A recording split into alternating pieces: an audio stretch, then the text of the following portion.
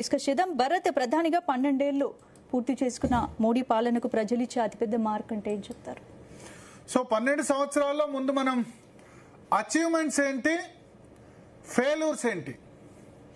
ముందుగా అచీవ్మెంట్స్ అంటే ఈ సాధించిన విజయాలు. స్వతంత్ర భారతదేశ చరిత్రలో ఇవాల్టితో అత్యధిక కాలం ప్రధానమంత్రి సీట్లో ఎలక్టెడ్ ప్రైమ్ మినిస్టర్గా నెహ్రూ 17 సంవత్సరాలు చేశారు. 1947 ఆగస్టు 15 నుంచి 1964 వరకు 17 సంవత్సరాల మట్టు ప్రధానమంత్రిగా ఉన్నారు. కానీ ఆయన తొలిసారి, అంతకుముందు ఎలక్టెడ్ కాలేదు, కాంగ్రెస్ పార్టీ ఆయన ప్రధానమంత్రిగా చెప్పింది తప్ప ఎన్నికల్లో ఎలక్ట్ అయింది 1952లో. సో 12 ఆ ప్రకారం చూసుకుంటే 12 సంవత్సరాలుగా నెహ్రూ ప్రధానమంత్రిగా ఉన్నారు. సో ఎలక్టెడ్ ప్రైమ్ మినిస్టర్గా అత్యధిక కాలం ఉంది.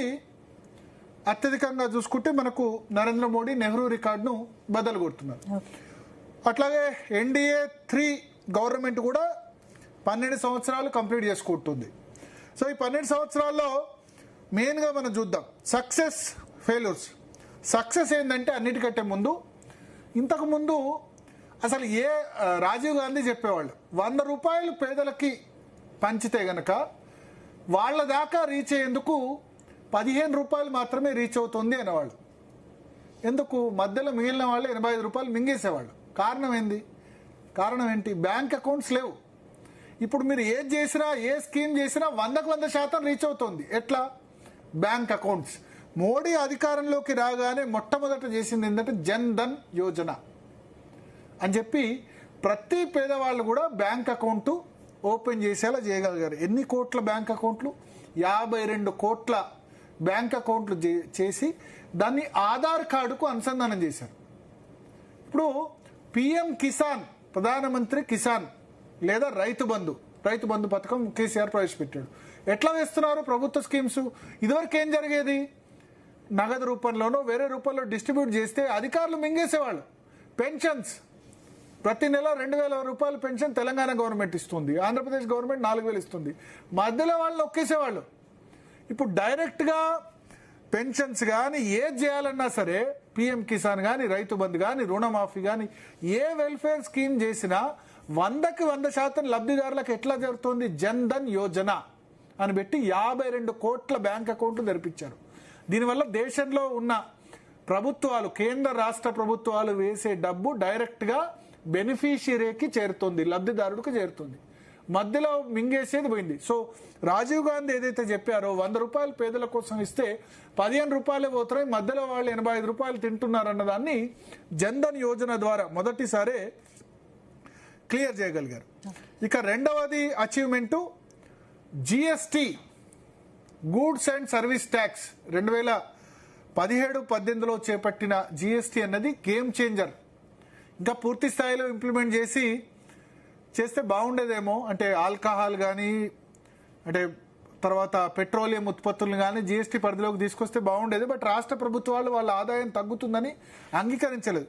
జిఎస్టీ ఇంప్లిమెంటేషన్ ద్వారా చాలా సింప్లిఫై అయిపోయింది. 2 టారిఫ్స్లు ఇప్పుడైతే. ఇంతకుముందు 4 టారిఫ్స్ ఉండేవి. 0, 5%, 18%. ఇంతకుముందు 0, 5, 12, 18, 28 ఇన్ని ఉండేవి. సో జిఎస్టీ ఇంప్లిమెంటేషన్ ఒకటి సక్సెస్ స్టోరీ. దాని తర్వాత డిజిటల్ ట్రాన్సాక్షన్స్, నోట్ల రద్దు సాధించిన విజయాల్లో భారతదేశంలో ఇదొకటి. నోట్ల రద్దు చేసినప్పుడు చాలా మంది ఇబ్బంది పడ్డారు. ఇప్పుడు యూపీఐ, యూనిఫైడ్ పేమెంట్స్ ఇంటర్ఫేస్. ఇంతకుముందు ఏమనే వాళ్ళంటే ఈ కూరగాయలు అమ్మేవాళ్ళు లేకపోతే చిరు వ్యాపారుల దగ్గర, వాళ్ళ దగ్గర ఫోన్లు ఉంటాయా, వాళ్ళకి ఈ యూపీఐ సాధ్యం అవుతుందా అని క్వశ్చన్ చేసిన వాళ్ళు ఉన్నారు. కానీ నోట్ల రద్దు వల్ల అందరికీ ఒక ఏమంటారు, దాని అనివార్యత ఏర్పడ్డది.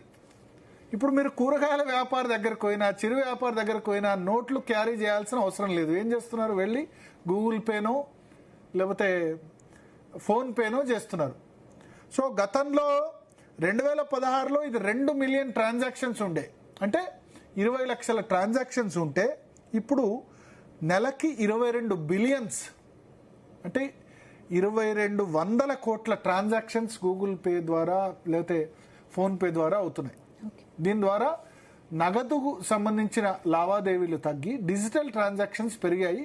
ప్రపంచ దేశాలకు మనం ఆదర్శమే. అమెరికా, ఆస్ట్రేలియా లాంటి దేశాలు కూడా మన దగ్గర అసలు, ఎందుకంటే అమెరికాలో కూడా లేవు ఇంత డిజిటల్ ట్రాన్సాక్షన్స్. ప్రధానికి నోట్లు క్యారీ చేయాలి. ఇప్పుడు ఎవరైనా నోట్లు క్యారీ చేస్తున్నారా? మొబైల్ క్యారీ చేస్తే చాలు. నేనైతే పర్సులో డబ్బులు పెట్టుకోవడం తగ్గించాను. ఇంకా నాకు తెలిసి చాలా మంది కూడా పర్సులో డబ్బులు లేకుండా ఓన్లీ మొబైల్ పెట్టుకొని పోతారు, పోయి స్కాన్ చేస్తారు, లేకపోతే గూగుల్ పే నెంబర్ అడుగుతారు, చేసేస్తారు. సో ఇదొక చాలా పెద్ద సక్సెస్ స్టోరీ. అట్లాగే వెల్ఫేర్ స్కీమ్స్ సంబంధించి మనం చూసుకుంటే గనక ఒకటి ఆయుష్మాన్ భారత్ కింద 5 లక్షల వరకు ఉచిత వైద్యం ఇచ్చారు. సరే, మన రాష్ట్రాల్లో ఆరోగ్యశ్రీ ఉండడం వల్ల తెలంగాణ, ఆంధ్రప్రదేశ్లో ఇంప్లిమెంట్ కావట్లేదు పూర్తి స్థాయిలో, కానీ మిగతా రాష్ట్రాల్లో చాలా వరకు కూడా ఇది ఇంప్లిమెంట్ అవుతున్న పరిస్థితి. అట్లాగే 5 లక్షల కోట్ల 5 ట్రిలియన్ డాలర్స్ ఎకానమీకి మనం దగ్గరలో ఉన్నాం. $4 ట్రిలియన్ ఎకానమీ ఆర్థిక వ్యవస్థ పెరిగింది. జీడిపి వృద్ధి రేటు దాదాపు ప్రతి సంవత్సరం చూసుకుంటే 7 నుంచి 8% జీడిపి వృద్ధి రేటు వచ్చిన పరిస్థితి. ఇక ఇన్ఫ్రాస్ట్రక్చర్, రోడ్ల స్వరూపం మారిపోయింది. మొత్తం రోడ్ల స్వరూపం, జాతీయ రహదారుల స్వరూపం మారిపోయింది. తెలంగాణలో మీరు ఎక్కడైనా చూడండి, స్టేట్ హైవే మీద ప్రయాణిస్తే ఎన్ని గుంతలు ఉంటాయి, మున్సిపల్ రోడ్ల మీద ప్రయాణిస్తే లేదా R&B రోడ్ల మీద ప్రయాణిస్తే రోడ్లు ఎట్లా ఉన్నాయి, నేషనల్ హైవేస్ ఎట్లా ఉన్నాయి చూడండి. అంతేనా? మీ ఆదిలాబాద్ పోయే హైవే ఎంత బాగుంటుంది, లేదా విజయవాడ హైవే అయినా, ఏ హైవే అయినా చూసుకోండి ఎంత బాగుంటుందో చూడండి. రాష్ట్ర ప్రభుత్వాలు వేసిన రోడ్లు ఏ విధంగా ఉంటాయో చూడండి. తెలంగాణ అనుకోండి, ఆంధ్రప్రదేశ్ అనుకోండి, గుంతలు లేని రోడ్లు రాష్ట్ర ప్రభుత్వాల రోడ్లు కాదు. ప్లస్ చాలా నేషనల్ హైవేస్ పరంగా తెలంగాణ, ఆంధ్రప్రదేశ్కే కాదు దేశవ్యాప్తంగా చాలా లాభం జరిగింది.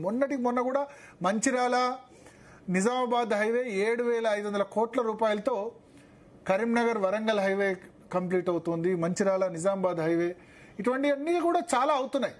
తర్వాత రైల్వేస్ పరంగా చూస్తే మీరు చూడండి, వందే భారత్ రైలు ఊహించామా? వందే భారత్ రైలు ఎంత అద్భుతమైన రైలు భారతదేశంలో. ఇంతకుముందు రైలు అంటే రైల్వే స్టేషన్ అంటే ఎట్లా ఉండేది, ఇప్పుడు ఎట్లా మారిపోయింది, పరిస్థితి ఏ విధంగా మారిపోయింది. సో ఇన్ఫ్రాస్ట్రక్చర్ పరంగా చూసుకుంటే పవర్ కానుకోండి, ఇంతకుముందు కరెంటు పోయేది, ఎప్పుడు వచ్చేది తెలియదు. ఇప్పుడు అన్ని రాష్ట్రాల్లో కూడా నార్త్ సౌత్ గ్రిడ్ కనెక్టివిటీ చేయడం వల్ల మనకి విద్యుత్ ఒక 15 నిమిషాలు 20 నిమిషాలు అర్ధగంట పోతే తట్టుకోలేని పరిస్థితి వచ్చింది. ఇన్వర్టర్ల బిజినెస్ చాలా నడిచేది ఇదివరకు, ఇప్పుడు ఉందా? ఇదంతా కూడా సక్సెసే కదా. పవర్ సర్ప్లస్ అయినాం.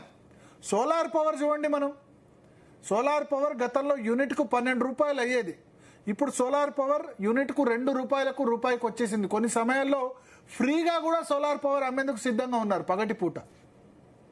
గతంలో రైతులు రాత్రిపూట ఉచిత విద్యుత్ రాత్రిపూట మాత్రమే ఇచ్చేవాళ్ళు, ఎందుకంటే రాత్రిపూట డిమాండ్ తక్కువ ఉందని చెప్పి.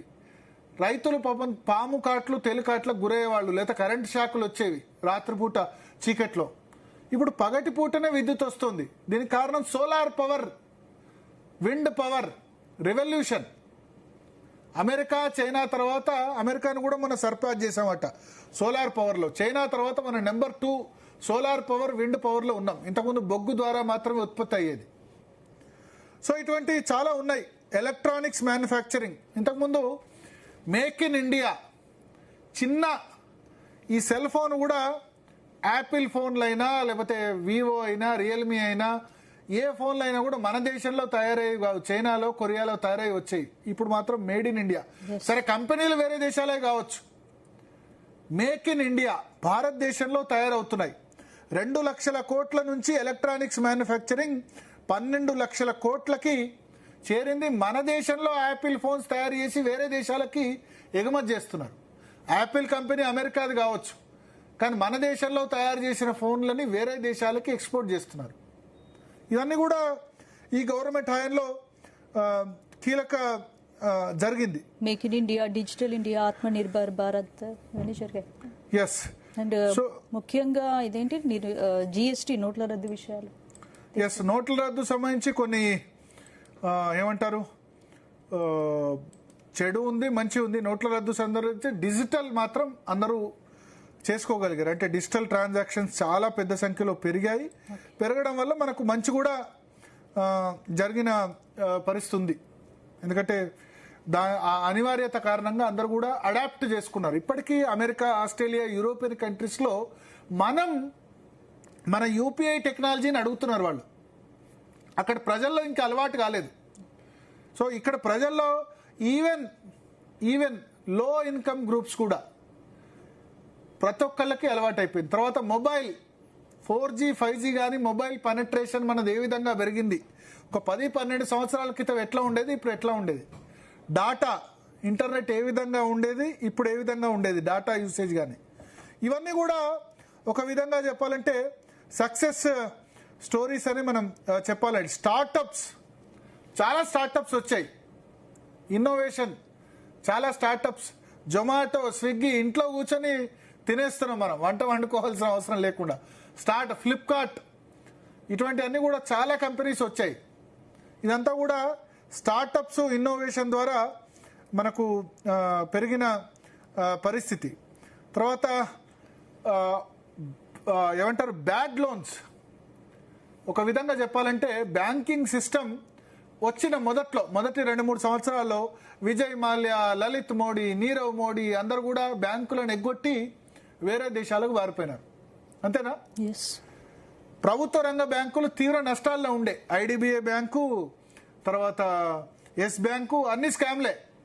ఇప్పుడు బ్యాంకులని మెర్జ్ చేశారు. స్టేట్ బ్యాంక్ ఆఫ్ ఇండియా గతంలో 5-6 బ్యాంకులను మెర్జ్ చేసుకుంది. State bank of Hyderabad, Bikaner, state bank of Jaipur, ఇటువంటి బ్యాంకులన్నీ కూడా స్టేట్ బ్యాంక్ ఆఫ్ ఇండియాలో విలీనమయ్యాయి. మన ఆంధ్ర బ్యాంకు కూడా యూనియన్ బ్యాంక్ ఆఫ్ ఇండియాలో విలీనమయ్యింది. Success story. బ్యాంకులన్నీ విలీనమయ్యి అతిపెద్ద బ్యాంకు, ప్రపంచంలో అతిపెద్ద బ్యాంక్గా స్టేట్ బ్యాంక్ ఆఫ్ ఇండియా నిలిచింది. యూనియన్ బ్యాంకులో ఆంధ్ర బ్యాంక్ అయ్యి ప్రభుత్వ రంగ బ్యాంకులన్నీ కూడా గతంలో లాస్లో ఉన్న పరిస్థితి నుంచి టర్న్ అరౌండ్ అయిపోయింది. ఒక్కసారిగా మారిపోయింది సిచ్యువేషన్. మారిపోయి ప్రభుత్వ రంగ బ్యాంకులు ఇప్పుడు పిఎస్యు బ్యాంక్ స్టాక్స్ అన్ని కూడా విపరీతంగా పెరుగుతున్నాయి. తర్వాత ఆర్టికల్ 370 రద్దు. ఎప్పుడైనా మన చిన్నప్పుడు గోడ రాతలో చూసేవాళ్ళం 2 విషయాలు. ఏంటంటే 3 విషయాలు. ఒకటి ఆర్టికల్ 370 రద్దు. కాశ్మీర్ భారతదేశంలో అంతర్భాగం కావాలి అని ప్రతి ఒక్కళ్ళు కలగనేవాళ్ళు. కాశ్మీర్కి ఒక రాజ్యాంగం, భారతదేశానికి ఒక రాజ్యాంగం ఉండాలా. ఏక్ దేశ్ మే దో, ఇద్దరు ప్రధానమంత్రులు, లేకపోతే ఇద్దరు భారతీయ జనసంఘ్ నినాదం అది.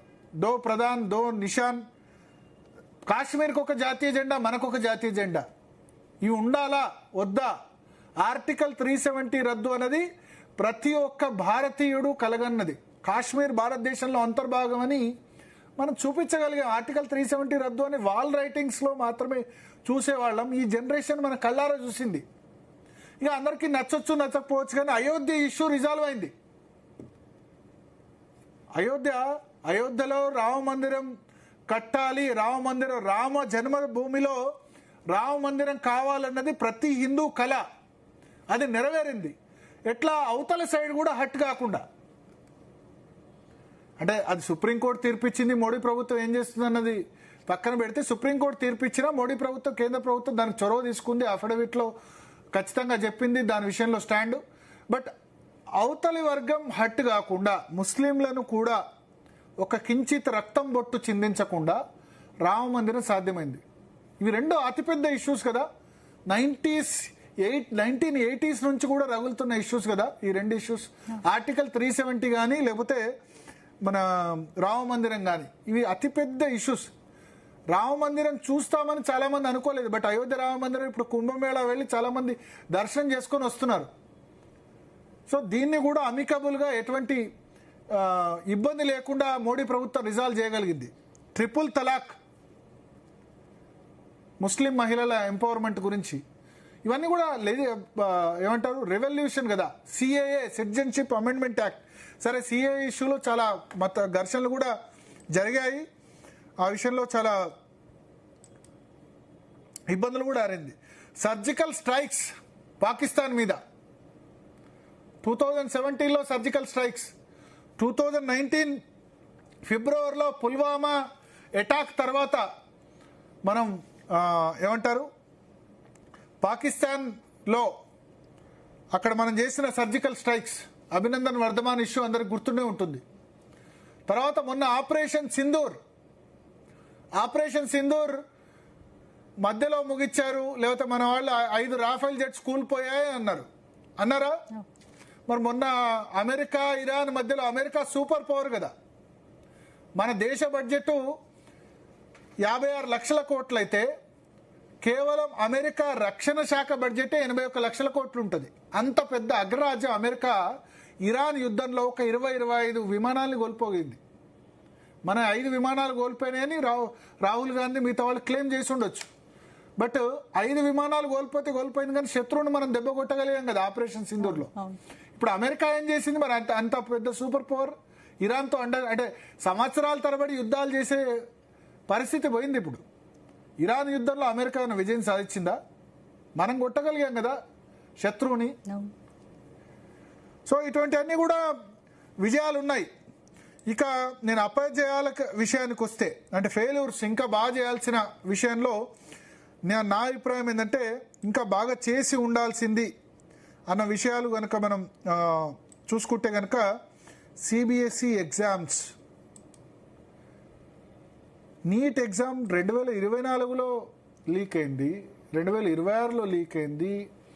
సిబిఎస్ఈ ఎగ్జామ్స్ వాల్యుయేషన్ కరెక్ట్గా లేదు, చాలాసార్లు పేపర్ లీకేజ్, ఇది 3వసారి 21, 24, 26 ఇన్నిసార్లు లీక్ అయిన తర్వాత కూడా ఎందుకు ఆ పరిస్థితి మార్చకుండా ఉన్నారో అర్థం కావట్లేదు. డిమానిటైజేషన్ వల్ల ఆ సమయంలో చాలా ఇబ్బంది పడ్డది.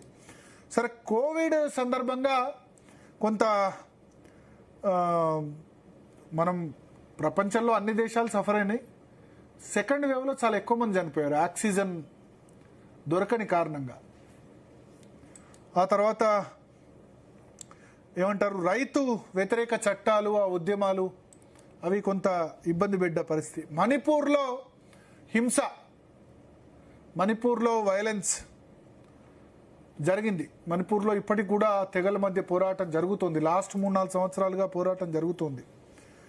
రైల్వే ప్రమాదాలు కూడా చాలా జరిగాయి. ఇక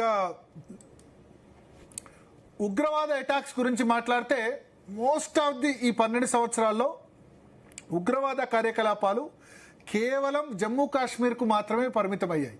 ఇంతకుముందు ఢిల్లీలో పేలుడు, ముంబైలో పేలుడు, బెంగళూరులో పేలుడు, హైదరాబాద్లో పేలుడు, ఇట్లా ప్రతి 6 నెలలకు ఒకటి జరిగేది, 6 నెలలకు ఒకటనే జరిగేది. కానీ ఈ టర్మ్లో మోస్ట్ ఆఫ్ ది ఇన్సిడెంట్స్ ఒక్క జమ్మూ కాశ్మీర్, ఒక్క మొన్న ఢిల్లీలో మాత్రం పేలుడు జరిగింది. అదొకటి గుర్తుపెట్టుకోవాలి. అది కాకుండా ఈ 12 సంవత్సరాల్లో కాశ్మీర్ తప్ప మిగతా చోట్ల పెద్దగా జరగలేదు.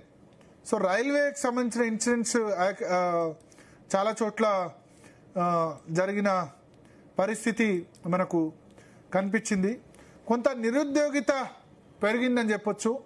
ఇక మోడీ ప్రభుత్వ ప్రధాన ఫెయిల్యూర్లో నేనేం చెప్తానంటే డాలర్తో రూపాయి మారక విలువ. మోడీ అధికారంలోకి వచ్చినప్పుడు 64 రూపాయలు ఉండేది, ఇది ఇప్పుడు 95 రూపాయలకు జరిగింది. మోడీ అధికారంలోకి వచ్చిన వెంటనే 65 నుంచి 56 రూపాయలకు రూపాయి స్ట్రెంత్ అనేది పెరిగింది. 56 నుంచి వాళ్ళు 96కు వచ్చాం. సో రూపాయి విలువను పతనం కాకుండా చూడడంలో మోడీ ప్రభుత్వం కంప్లీట్గా ఫెయిల్ అయిందని నా అభిప్రాయం. ఇక్కడ చాలా చేయాల్సి ఉండే. ఇప్పుడు చెప్తున్నారు గోల్డ్ కొనొద్దు, తర్వాత ఆయిల్ యూసేజ్ తక్కువ చేయండి, ఇవన్నీ చేయాల్సి ఉండే. గోల్డ్ మీద రిస్ట్రిక్షను 7 లక్షల కోట్ల విలువైన బంగారం మనం అయితే మొన్నటి వరకు ఎంకరేజ్ చేసి ఇప్పుడు దాన్ని ఆపితే ఎట్లా? తర్వాత పెట్రోల్ మీద, క్రూడ్ ఆయిల్ మీద కూడా వేరే దేశాల మీద ఇంత ఆధారపడ్డాం మనం, వేరే దేశాల మీద ఇంత ఆధారపడ్డాం. ఎలక్ట్రిక్ వెహికల్స్ కానీ లేకపోతే ఈవీ అడాప్షన్ కానీ ఇంకా ఫాస్ట్గా చేసేది ఉండే. చైనాలో ఇప్పుడు కొంటున్న ప్రతి 100 వాహనాల్లో 50 వాహనాల్లో ఎలక్ట్రిక్ వెహికల్స్, అంటే 50% ఎలక్ట్రిక్ వెహికల్స్ కొంటున్నారు. మన దగ్గర కార్లలో 4%, 2 వీలర్స్లో 6%. మనం కూడా కనీసం 30-40% ఈవీకి వచ్చుంటే ఈ క్రైసిస్ వచ్చుండేది కాదు. ఈ క్రూడ్ ఆయిల్ మన దేశంలో విద్యుత్ పుష్కలంగా ఉంది, పవర్ పుష్కలంగా ఉంది. ఎలక్ట్రిక్ వెహికల్స్కి మనం ఎలక్ట్రిక్ కార్లు, బస్సులు, 2 వీలర్స్ వైపు ఇంకా తొందరగా మనం అడాప్ట్ చేయాల్సింది. కానీ ఈ ప్రభుత్వాలకు, రాష్ట్ర ప్రభుత్వాలు, కేంద్ర ప్రభుత్వాలు ఏంటంటే పెట్రోల్, డీజిల్ ద్వారా వచ్చే ఆదాయం పోతుందని ఇంతకాలం నెగ్లెక్ట్ చేశారు. మన దగ్గర లేదు క్రూడ్ ఆయిల్. మన దేశం ప్రొడ్యూస్ చేసేది 10 నుంచి 15%. సో అందుకనే ఈ విషయంలో కూడా నేను ఫెయిల్యూర్గా చెప్తాను. సో మాట్లాడదాం ఇంకా 12 సంవత్సరాలకు సంబంధించి